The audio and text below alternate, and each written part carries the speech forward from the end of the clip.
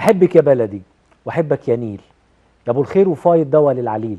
بحبك مراكب بتمشي في مواكب وميه بتضوي في شمس الاصيل. بحبك يا طهره في مولد وسهره وسيدنا الحسين كنيسة المطهرة. واحبك ضريح وسيدنا المسيح اليكي بيلجأ عشان يستريح. تضميه وتدي بحبك يا بلدي. مساء الخير، تحت تقدير مني ومن زملائي فريق العمل في برنامج فيها حاجة حلوة. إلى الشمال من مدينة أسوان على بعد حوالي 45 كيلو شرق النيل بتقع مدينة كوم أومبو. هذه مدينة من أهم المدن في العالم، لأن بيوجد فيها واحد من أندر وأهم المعابد المصرية البطلمية.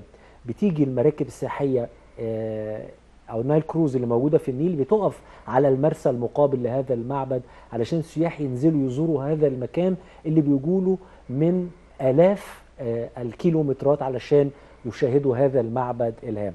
النهاردة زيارة لمعبد كومومبو، أهم المعابد الأثرية المصرية، في ضيافة ضيفنا العزيز المرشد السياحي الأستاذ محمود كمال. مساء الخير، أهلا وسهلا بحضرتك. مساء الخير يا أستاذ محمد، وإن شاء الله يوم أو حلقة جميلة على الكل.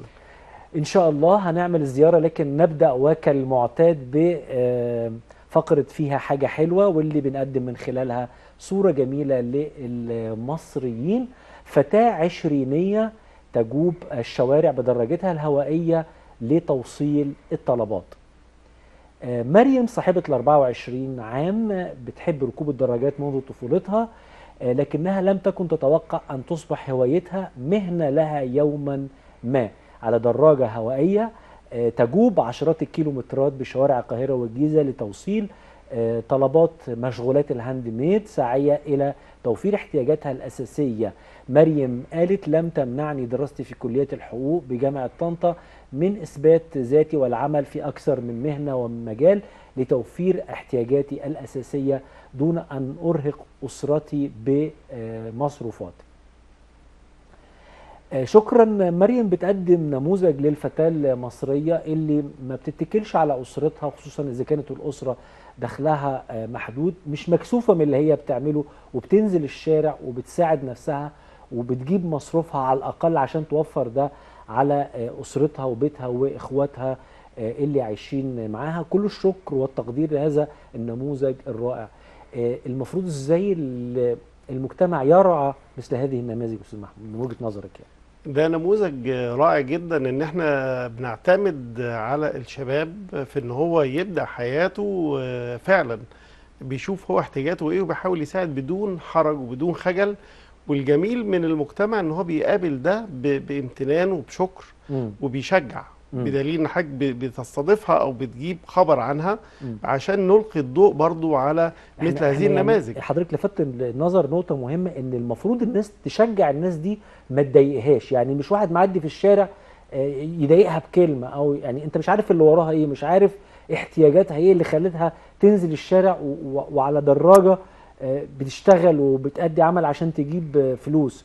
فلازم كلنا ندعم ونشجع وما نضايقش الاشخاص اللي في مثل هذا الوضع. يعني هي اولى بان احنا كمان مش بس نساعد، ان احنا نبقى فخورين بيها.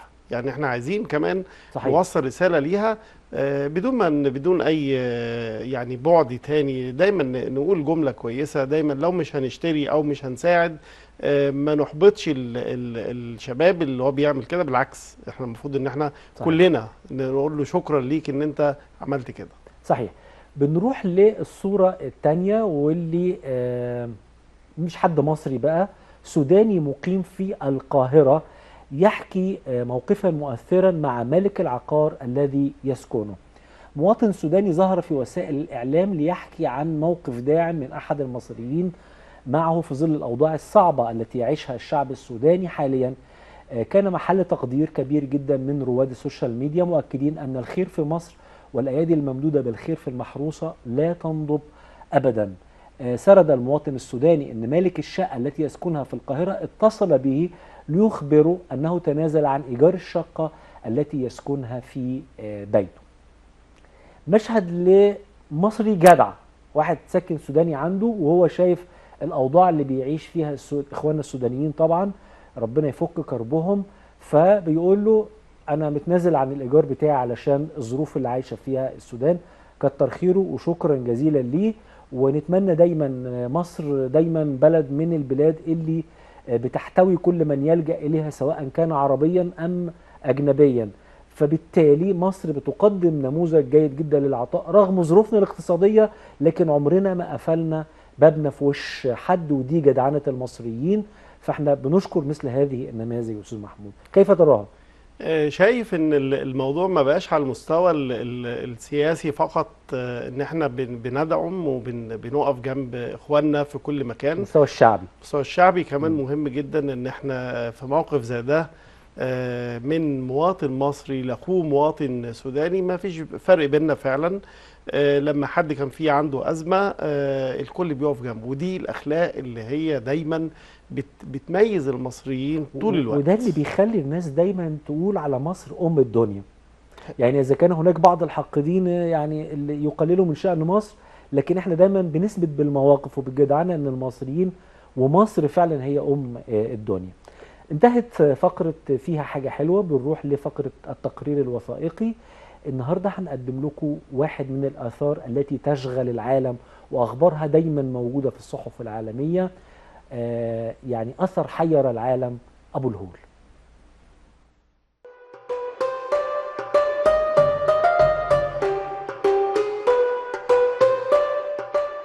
أبو بجسم أسد ورأس إنسان. يعتقد أنه كان في الأصل ملونا ومغطى بطبقة من الجص. يقع على هضبة الجيزة على الضفة الغربية من النيل. يعتقد أن المصريين بنوه في عهد الملك خفرع باني الهرم الثاني، وهو أقدم المنحوتات الضخمة المعروفة. يبلغ طوله 73 مترا وعرضه 19 مترا، ويرتفع عن سطح الأرض 20 مترا عند قمة الرأس. ويعتقد أنه كان محجرا قبل أن يفكر الملك خفرع في نحته على هذا الشكل.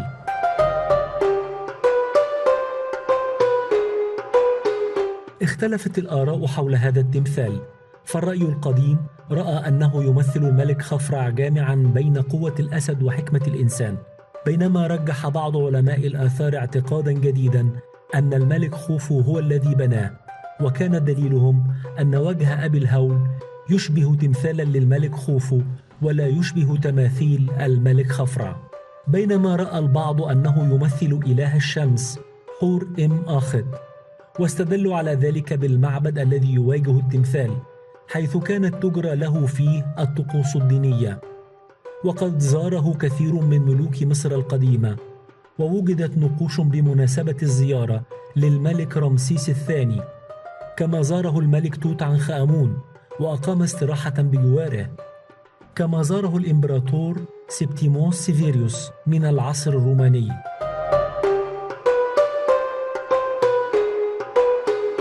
أنف التمثال الذي يبلغ عرضه مترا يعتقد أنه فقد، ودارت حوله الشائعات، فتارة تقول إن الأنف قد دمرت بمدفعية جنود نابليون، وأخرى تتهم البريطانيين أو المماليك أو آخرين.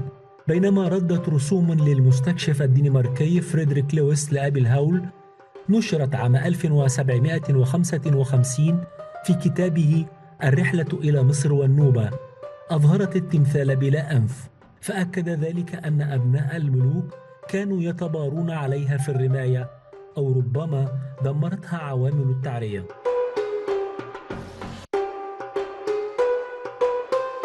تمثال أبي الهول كان وما زال ملهما للفنانين قديما وحديثا، شرقا وغربا، لا سيما في إيطاليا وفرنسا بعد أن بهروا بحضارة مصر القديمة.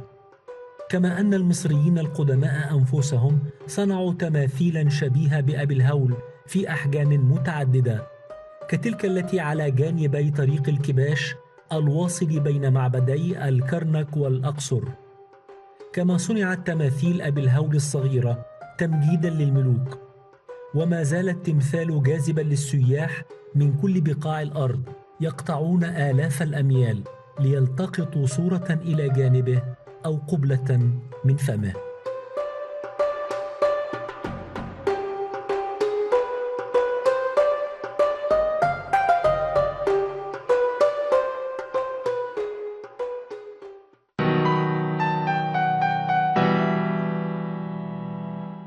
فعلا من الآثار الشهيرة في العالم، والناس بتقطع آلاف الأميال عشان تيجي تتفرج عليه.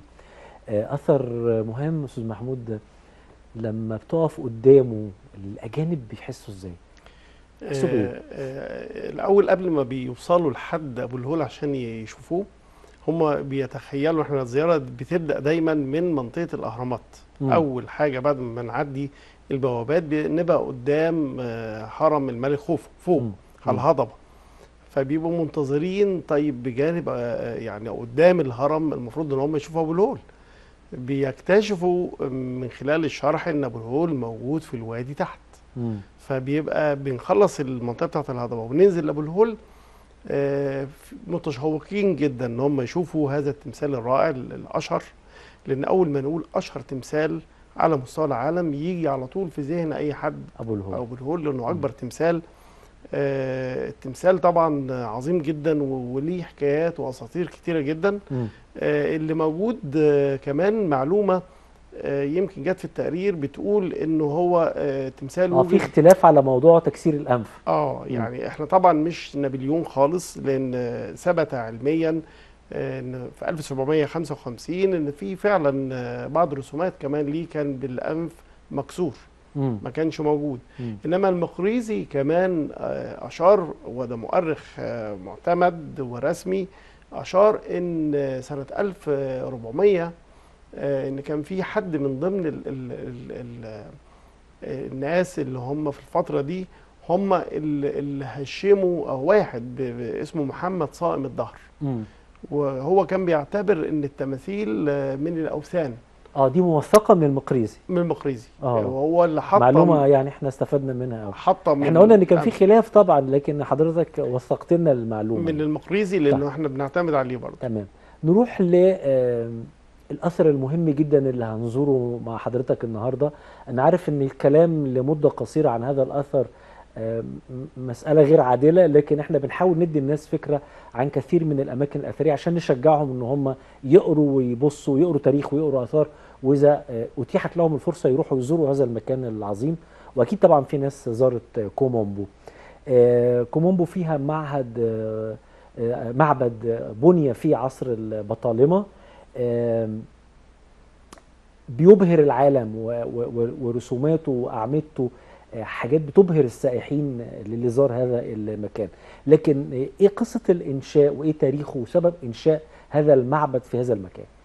الاول هي يعني كومومبو هو بيرجع تاريخه قبل البطالمة، وقبل ما يدخل البطالمة ويبداوا يعيدوا بناء المعبد. هو في اساس للمعبد من ايام الملك تحتمس الثالث، عصر الدولة الحديثة وحتشبسوت. الفترة دي طبعا تسبق بسنوات كتيرة جدا عن البطالمة. إذا المعبد مكانه وليه شهرة بترجع إن المكان ده يعتبر هو مكان كان فيه نهضة تجارية عظيمة جدا، لأنه بيربط كمان ما بين أفريقيا وما بين مصر، لأن هو موجود على الناحية الشرقية للنيل. هو موجود على الناحية الشرقية للنيل، نفس الاتجاه اللي موجود فيه معبد الكرنك ونفس الاتجاه اللي موجود فيه معبد الأقصر في الناحية الشرقية. المعبد مهم جدا، والتسمية بتاعته طبعا ليها يعني كلمة كوم عندنا أكتر من مكان تكوم عليه. هي كلمة كوم عربية وأي مكان حصل أمبو بقى كوم كلمة عربية، وأمبو بقت أصبحت عربية، إنما الأصل بتاعها هي نبو أو نب بمعنى الذهب. فكلمة نب بمعنى الذهب اتحرفت من امبو لامبو بالميم، ودي المدينة الذهبية نسبة. طبعا هي قريبة كمان كانت من مناجم الذهب، وكانت كومومبو هي مكان طبعا الذهب المصري في الصحراء الشرقية بالظبط كده. كمان حاجة مهمة جدا ان كانت الافيال اللي بيجيبوها، احنا عندنا نوعين من الافيال. كان عندنا الهندية والافريقية. الافيال الهندية اكثر طاعة للتدريب، الافريقية شرسة شوية بالظبط كده. فبالتالي كان المكان ده بيتم تدريب الافيال فيه، فدي اللي كمان يعني كان في ميناء مواجه لكومومبو على البحر الأحمر، هو ده الميناء اللي كان بيستقبل الأفيال بالظبط كده. فبالتالي المكان كان تجاري من الدرجة الأولى، يعني نقول مركز تجاري مهم جدا، بيربط بين البحر الأحمر وبين مصر كمان. كان بيتم تدريب الأفيال فيه، وكانوا بيستفيدوا كتير في فترة طويلة الأفيال جدا. والتماسيح كمان هنشوف بعد شوية أهمية وجود التماسيح في هذه المدينة. والتماسيح نسبة للمكان نفسه كمان. يعني فكرة التماسيح، احنا عارفين ان مجرى النهر سبحان الله هو بيجري من عند ربنا وبيخترق أرض مصر وبيقسم مصر إلى شطرين، الضفة الشرقية والضفة الغربية. بينحدر النهر، بيجي من أفريقيا زي ما كلنا عارفين أهمية النهر بالنسبة لنا، وجاي من الصعيد، يعني من الصاعد إلى الأسفل. فمن الصاعد وبيبدأ يتحرك، إنما في سرعته وجبروته وقوته بيجي عند المنطقة بتاعة كومومبو وفي انحناء للنهر. الانحناء دي كانت مكان مميز جدا للتماسيح. احنا عارفين التماسيح أو التمساح هو بر مائي، يعني هو بيعيش فعلا على الأرض في النهر، ويمشي كمان، ومحتاج جزر يقعد عليها أو مكان مرتفع إن هو كمان يخرج للشمس. فكان دي مكان مناسب جدا للتماسيح. فالجزر اللي هي اتكونت نتيجة الطمي اللي هو بيترسب من الانحدار ده، لأن المكان هنا منحدر فعلا، فبالتالي كانت ميزة كبيرة جدا ان تنشؤ الجزر عليه. تمام. هنتناول كل ده في تفاصيل زيارة المعبد، لكن خلينا نروح للمخطط العام. يعني لما نبص في الخريطة بتاعت المعبد، التصميم شكله ايه؟ المعابد المصرية ليها عناصر تعتبر من الثوابت، بمعنى ان انا كل عناصر المعابد بتشمل الصرح اللي هو البيلون او الصرح الاول. يعني في سور خارجي الاول، يبقى سور خارجي. الصرح كمان يبقى في المواجهة ويبقى مرتفع. داخل الصرح بنلاقي الفناء، داخل الفناء بنلاقي الصرح الاول، ونلاقي صالة الأعمدة الأولى، ونلاقي الصالة الثانية، إلى أن نصل إلى قدس الأقداس، ونلاقي حاجة اسمها المميسي أو صالة غرفة الولادة. غرفة الولادة الإلهية، ودي موجودة. بس المعبد ده فيه اختلاف إنه معمول على جزئين، جزء أيمن وجزء أيسر، ويسمى المعبد المزدوج. ده في الأصل بتاعه ما كانش معمول على جزئين. هو الأصل بتاع المعبد احنا قلنا إن هو موجود من أيام، بنتكلم على الدولة الحديثة، بنتكلم على فترة الملك تحتمس الثالث، أسرة 18. أسرة 18. المعبد كان اسمه بير سوبك، اللي هو بيت سوبك. وسوبك هنا فكرة الحرف المتحرك الواو سوبك، لو بنشوف هو اسمه في اللغة المصرية القديمة مكتوب من 3 حروف، الحرف السين والباء والكاف. احنا ممكن نقول سوبك لما سمعناها من الفترة اللي هي فيها اللغة المصرية، لما حصل تطور للغة المصرية، وآخر مرحلة ليها كانت اللغة القبطية. عشان كده احنا عرفنا من اللغة القبطية ان هو في حرف متحرك اللي هو الواو سوبك. والاسم نفسه هو سوبك، هو إله عند المصري القديم، هو إله النماء، هو إله الفيضان، هو إله الماء، ونسبة لهذا الحيوان أو لهذا البر مائي المشهور. وليه هو خد الشهرة دي؟ يعني ليه التمساح أخذ الشهرة دي؟ طب لكن اسم المزدوج بقى بعد كده لما بيبدأ الفترة بتاعة البطالمة، ونيجي تحديدا عند بطليموس السادس، أول اسم نلاقيه موجود داخل المعبد مسجل فيه اسمه بطليموس السادس، ده أقدم حد، إلى بطليموس الثاني عشر. يعني مرورا من بطليموس السادس لحد بطليموس ال 12، وبعدين يدخل الرومان كمان. كان ليهم مساهمات في المعبد. ليهم مساهمات، يعني المعبد على الرغم من صغر حجمه إلا إن هو ظل يمكن لأكثر من 400 سنة بيتم التعمير والتحديث داخل المعبد. فترة طويلة جدا، يعني من أيام بطليموس السادس. طيب. انما هو ليه قصص قبل كده كمان. تمام. ايه اللي بنقوله للسايح واحنا داخلين هذا المعبد؟ في اول حاجه بنقابلها اللي هي البوابه الخارجيه والصرح. البوابه الخارجيه مفقوده طبعا، واحتمال كبير فقدت او وقع منها احجار بسبب النحر بتاع النهر. بسبب يعني احتمال كبير يكون في زلزال هو اللي اثر على البوابه الاولى، وتم اعاده انشاء بعض الاحجار المفقوده وان هم يرجعوها لاماكنها. انما عايزين نقول ان احجار كتيره اتاخدت سنه يمكن 1800 يعني 1800 يمكن حاجه و50 سنه. دي كانت ايام الخديوي سعيد. اتاخدت فين بقى؟ اتاخدت اتعمل مصنع السكر اللي هو مصنع عبود باشا. وطبعا اتاخدت من الاحجار اللي كانت واقعه دي احجار كتيره من الصرح. اللي موجود حاليا احنا بنطلع السلم. طبعا الوقت ده ما كانش فيه اهتمام بالاثار ولا ما كانش فيه اهتمام بالاثار، لدرجه ان احنا بنشوف ان احنا في اثار كتيره جدا اهداها محمد علي باشا، منها حاجه زي مثلا مسله الملك رمسيس الثاني اللي موجوده في ميدان الكونكورد، دي متاخده من معبد الاقصر. صحيح. لما بنتكلم عن يعني تخطيط المعبد، هو نفس التخطيط اللي موجود ولكن بحجم اصغر شويه. اتقسم ايام الرومان الى جزئين، يعني في خط وهمي في النص بيقسم المعبد لمعبدين. بنلاقي ان في معبد لو انا داخل المعبد يبقى عندي الجانب الايمن والجانب الايسر. قبل ما نخش المعبد احنا عندنا الفناء المفتوح. الفناء المفتوح كانت بتبقى وظيفته ايه في الوقت بتاع المعبد؟ انتوا كمان بتتكلموا عليه كمرشدين، بتقولوا ايه؟ الفناء المفتوح هو كان الفناء مفتوح لعامة الشعب. يعني الناس لما بتحب تروح تزور المعبد، وده كان مسموح ليهم، وبيحبوا يقدموا قرابين كمان للآلهة اللي موجودة داخل المعبد. فالفناء فيه يعني فيه نقول مائدة موجود، حتى بقاياها لسه موجودة لحد النهاردة.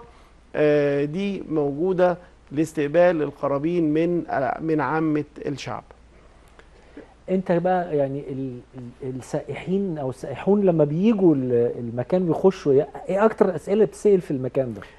طبعا المعبد فيه كذا ميزه. يعني طبعا هو انا عندي المعبد كتير من الاراء بتتكلم عن سوبك. طب وليه يعني ايه اهميه التمساح او الاله سوبك عند المصري القديم؟ طبعا الجانب الثاني بنتكلم على حورس الكبير، غير حورس اللي هو ابن ايزيس واوزوريس.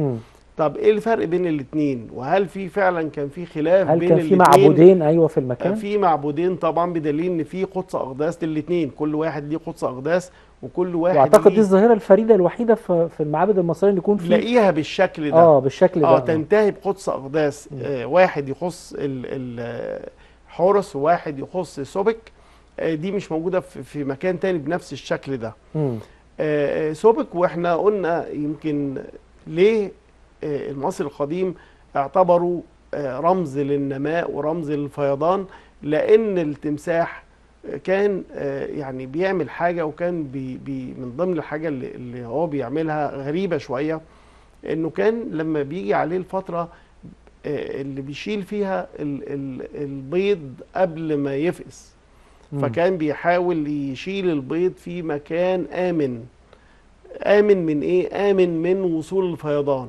إذن هو كان بيتنبأ بقوة الفيضان قبل ما يجي. المصري القديم رصد ده وشاف وتابع وسجل. هو التمساح كل مرة بيشيل البيض بطريقة مختلفة أو على ارتفاعات مختلفة قبل وصول الفيضان. إذن التمساح كان عارف وبيتنبأ عن الفيضان بالغريزة. بالظبط كده. عنده شعور او قرون استشعار عن بعد هو الفيضان هيوصل قوته عامله ازاي، وبالتالي لو لقي ان البيض ده هيتشعل على ارتفاع عالي جدا يبقى الفيضان جاي قوي جدا، وبالتالي عندي هيظهر بعد كده من ضمن العناصر اللي موجوده داخل المعبد هو مقياس النيل. لان النيل هنا مختلف بانحدارات مختلفه من مكان لاخر، وبالتالي هو بيعرف هل هو محتاج فعلا انه يشق بعض الترع عشان يجذب الميه اللي هتبقى زياده بدل ما الدنيا تغرق، فبالتالي يبدا يستفيد هنروح منها. ان شاء الله لمقياس النيل واهميته، لانه موجود في المعبد مقياس للنيل. بنخش المعبد، من الحاجات الاولى اللي بنقابلها قاعه الاعمده الاماميه وقاعه الاعمده الداخليه. ايه وصف الاعمده اللي موجوده هناك؟ الأعمدة اللي موجودة هي كلها طبعا التيجان اللي موجودة. احنا بنتكلم على الصرح اللي هو الخارجي، كان من أيام بطليموس الثاني عشر، ودي الفترات الأخيرة للبطالمة. يمكن التاريخ هو بيذكر لنا إن هم 14 بطليموس و7 من كليوباترا. يعني أشهرهم طبعا كليوباترا السبعة، إنما ممثل كليوباترا الثانية وكليوباترا الثالثة ممثلة يعني داخل الصرح من الداخل موجودة.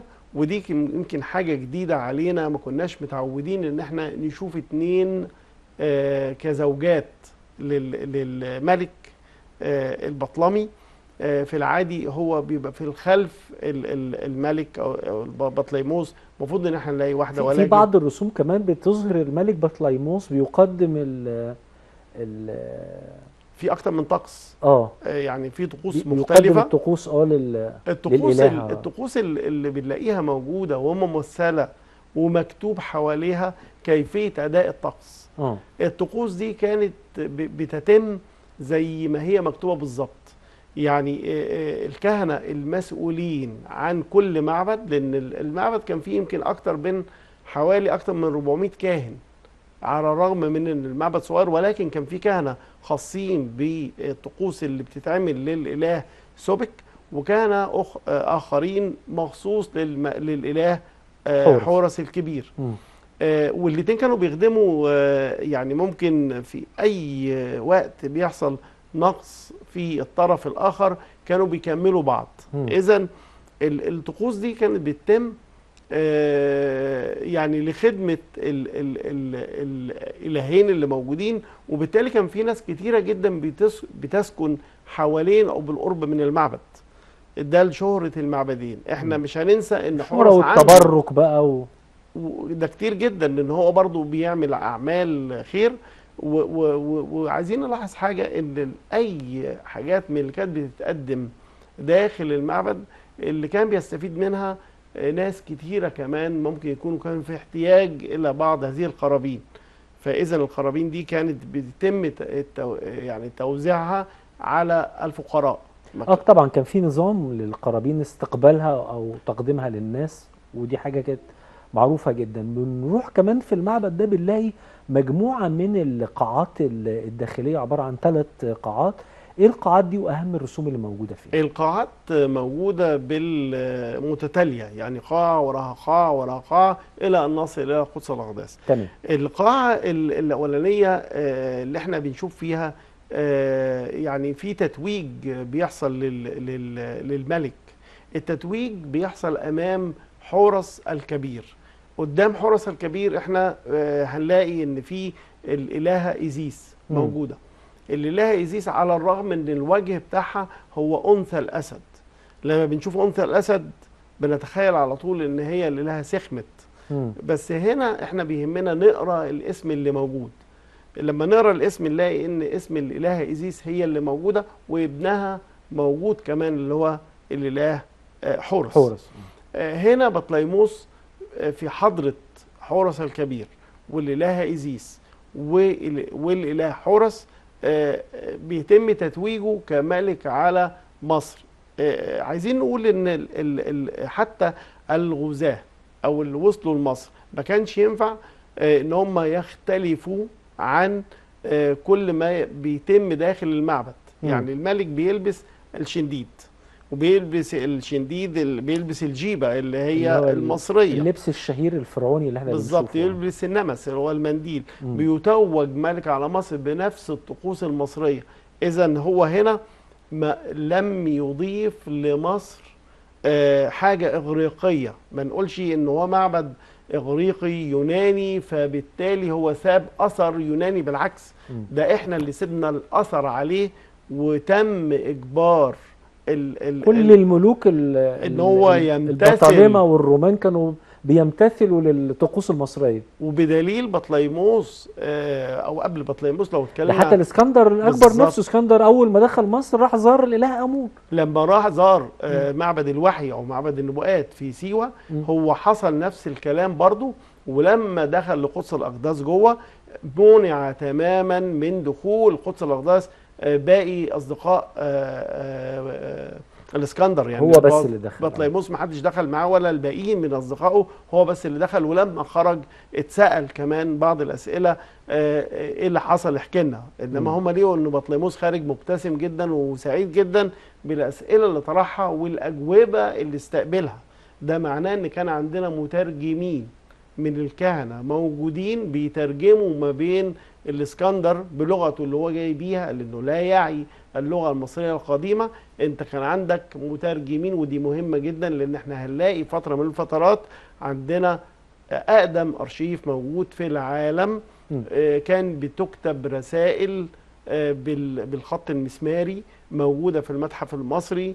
احنا كنا بنكتب رساله بتوجه وتتبعت للدول كرسالة سياسية يعني، ونسخة منها كان بيحتفظ باللغة الأصلية بالظبط كده. موجودة النماذج دي، رسالة تتبعت ورسالة يحتفظ بيها بنفس الكلام اللي مكتوب. تمام. هذا المعبد، معبد كومومبو، تميز كبير جدا في معماره وهندسته ورسومه ونقوشه وحاجات كتيرة. هل قدس الأقداس في هذا المعبد أيضا ناله هذا التميز أم كان تقليديا؟ قدس الأقداس هو يعتبر تقليدي، هو يعتبر أصغر. ولكن قبل ما نصل إلى قدس الأقداس بنلاقي في ممرات جدران موجودة كمان. الجدران دي موجود فيها النتيجة الكالندر. فالكالندر اللي موجود هو موجود في أكتر من مكان، مش بس هنا. ولكن هنا يمكن بنشوفه انه قريب من نظرنا. يعني احنا لما نكون واقفين بنقدر نشوف الكالندر او النتيجه اللي موجوده مكتوب فيها اليوم الاول ايه القرابين اللي كانت بتقدم في اليوم الاول، اليوم الثاني، اليوم الثالث. لان احنا زي ما احنا يمكن بنشوف ان المصري القديم قسم الشهر الى 3 اسابيع، الاسبوع 10 ايام، السنه فيها 36 اسبوع. فبالتالي موجود لمدة سنة الحاجات اللي هي بيتم تقديمها وبيتم زراعتها داخل ده الكالندر. المعبد. فيما يخص قدس الأقداس أعتقد ان كان في برضو يعني حجارة مميزة ليه، ويقال انه قدس الأقداس مفتوح من المعابد المصرية. هنلاقي ان قدس الأقداس ما كانش بيسمح اصلا لعامة الناس انها تخشوا وبالتالي الطقوس اللي بتتم داخل قدس الأقداس هي نفس الفكرة. يعني الكاهن الأعظم أو الكاهن اللي كان مخول ليه إن هو يدخل، كان بيبقى هو بيدخل باسم الملك. الملك بيعتبر هو ابن للإله. فبالتالي الداخل القدس الأقداس كان في طقوس بتتم. من ضمن الطقوس دي إنه تغيير الملابس الخاصة بالإله. والإله موجود فوق القدس الأقداس اللي موجود تمثال ليه. الكتان اللي كان بيتغير لهذا الإله، وكان بيتم غسل الإله نفسه بالملح. الملح ده كان مطهر ليه بدون ما يستخدم أي نوع من الماء. يعني ما يستخدموش المية، ولكن بيستخدموا الملح في التطهير. وبعد ما يغيروا الكتان اللي كان بيرتديه الإله ويتم غسل التمثال بالملح، بيتم استخدام الكتان الجديد للإله. وبالتالي لما يجي يخرج الكاهن من هذا المكان هو لوحده ومحدش تاني مسموح له انه يتواجد جوه، لما يجي يخرج الأرضية بتاعة القدس الأقداس كان بيبقى فيها مرشوش فيها نوع من الرمال، عشان في ميه بتستخدم للتطهير كمان غير الملح. لما يكنس مكان خطوات رجليه لازم يخرج بظهره عشان ما يسيبش اي اثر لقدم ليه داخل قدس الأقداس. بالظبط. فلما يخرج ينظف ويقفل قدس الأقداس ومحدش تاني. اذا هو المكان ده ليه قدسيه، الكل يعني بيحافظ عليه. انما في يعني لما بيجي الملك او حتى ضيوف للملك لما بيدخلوا ويؤذن ليهم بالدخول، كان هنا في بعض الأوقات لما يحب يسأل بعض الأسئلة ويستمع إلى بعض الأجوبة، في سرداب موجود ما بين القدسين الأقداس اللي موجودين. السرداب ده كان فيه حائط جدار بيفصل قدس الأقداس الخاص بحورس وقدس الأقداس الخاص بسوبك. المكان فيه تجويف، التجويف ده الكاهن لو وجد داخل هذا التجويف بيبقى سامع الأسئلة اللي بتطرح، وهو اللي بيقول بعض الأجوبة على لسان الإله. الأجوبة دي لما بتصدر منه بصوت في المكان المجوف بيطلع الصوت فيه صدى صوت، وده كان بيبقى مبهر جدا للي بيسمع، لأن الصوت ده كان بيتسمع داخل المعبد كله، وبالتالي كانت الناس بتشعر ان هي فعلا في صوت جاي قوي خاشع كده بالظبط كده، فبالتالي كان بيحسوا ان هم متواصلين مع الآلهة. ذكرت من شويه ان كان في المميز او بيت الولاده، كان بيستخدم في ايه؟ بيت الولادة هي الفكرة فيه قديمة جدا، من قبل ما الرومان أو من قبل اليونانيين بيجوا مصر. كان موجود عندنا واضح جدا في أكثر من معبد، وخاصة معبد الأقصر أمنوفيس الثالث اللي هو أبو إخناتون، والقاعة أو صالة وحصل في تطوير في معبد كومومبو في المميز، حصل انه احنا كنا فقدنا يعني. فعلا، لان احنا كان مفقود مكان المميزي. انما المعابد اللي هي تم اعاده انشائها وقت البطالمه بدأ يعمل المميزي، وعاده بيتعمل المميزي عكس الفتره اللي كنا بنشوف فيها ان المصريين القدماء زي أمنوفيس الثالث عامل المميزي داخل. والمميزي كلمة على فكرة مصرية قديمة اللي هو بيت الولادة، حتى من اسمها. كانت وظيفته ايه بقى؟ رمسيس. بيت الولادة هنا ميلاد الإله نفسه، لما بيولد في ظل وجود الآلهة الرسمية لمصر زي الإله إيزيس مثلا. لما بنلاقي ان هو الإله هنا، طب هو الإله هو فعلا ليه أصل ولا مالوش أصل؟ هو مولود من أصل إلهي ولا أصله إيه؟ تمام، ده إثبات ليه يعني. تمام. من أشهر المشاهد هناك المقاصير، سواء مقصورة سوبك أو مقصورة حورس. المقصورة وظيفتها إيه، وإيه الرسومات الجميلة اللي بتوضحها لنا في معبد كومومبو؟ لما أقول إن في مقصورة لسوبك أو مقصورة لحورس، المقصورة دي بتبقى فيها الملك ممثل وهو بيقدم القرابين للإله.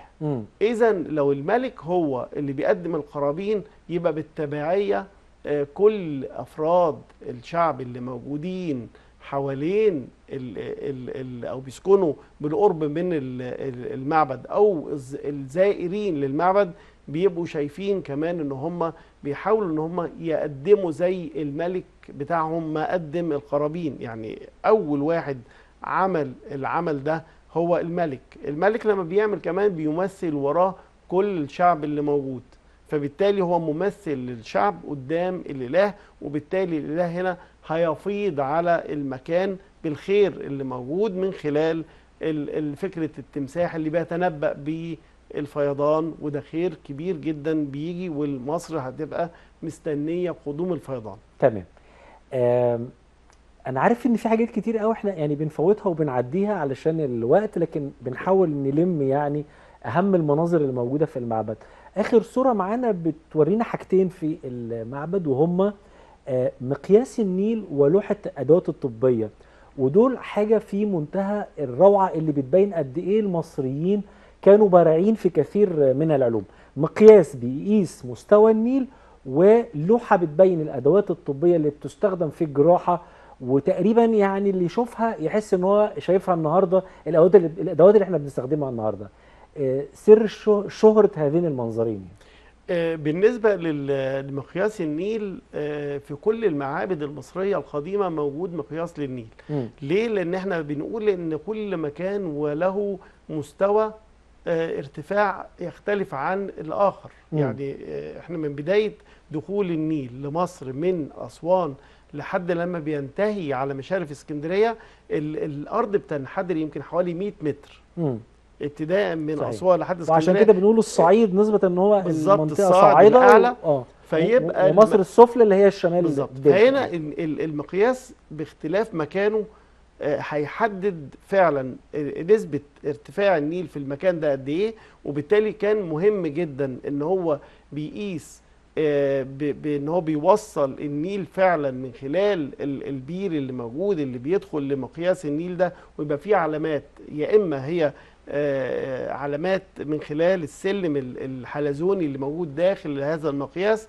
والمقياس هنا ليه شكل مختلف عن اي مقياس تاني ممكن بنشوفه. المقياس ليه من الخارج بنشوف فيه مفتاح الحياة، ويبقى النيل هو رمز للحياة. بيبان المنظر في الصورة ده باين كأنه مفتاح الحياة، كأنه مفتاح الحياة. زائد حاجة تانية، ان المية اللي بتزيد داخل هذا المقياس كانت بتصب وبتطلع فيه بير تاني، البير التاني بيصل الى حوض، الحوض ده كان بيتم تربية وفعلا يعني التماسيح. المشهد قدامنا بيبين مفتاح الحياة. الصورة التانية اللي على الشمال لوحة الادوات الطبية او لوحة ادوات الجراحة بقى.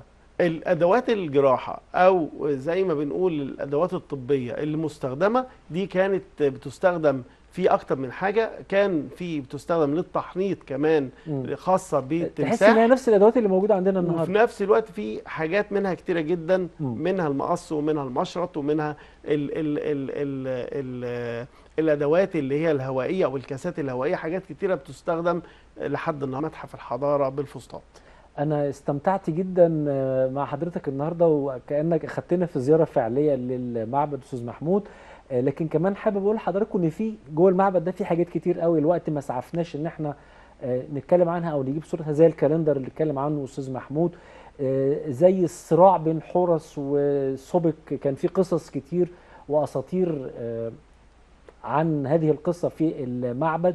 كان في كمان قائمه للاقاليم المصريه موجوده في هذا المعبد، كمان منظر محكمه رع موجوده برضو في معبد كومومبو. حاجات بتبهر ضيوف مصر من الزوار والسائحين الأجانب والعرب، وكمان المصريين اللي بيروحوا يستمتعوا بهذا المعبد اللي يعد واحد من أهم الآثار المصرية. كل الشكر والتقدير لضيف هذه الحلقة المرشد السياحي الأستاذ محمود كمال. شكرا جزيلا لحضرتك.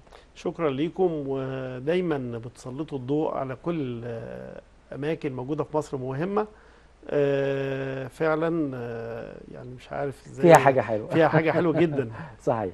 بشكر حضرتك واشكر زملائي فريق العمل في استوديو 32، والشكر موصول لحضراتكم على متابعتكم لينا دايما. ان شاء الله الاسبوع القادم قبل ساعة من الان حلقة جديدة من فيها حاجة حلوة. شرفتنا.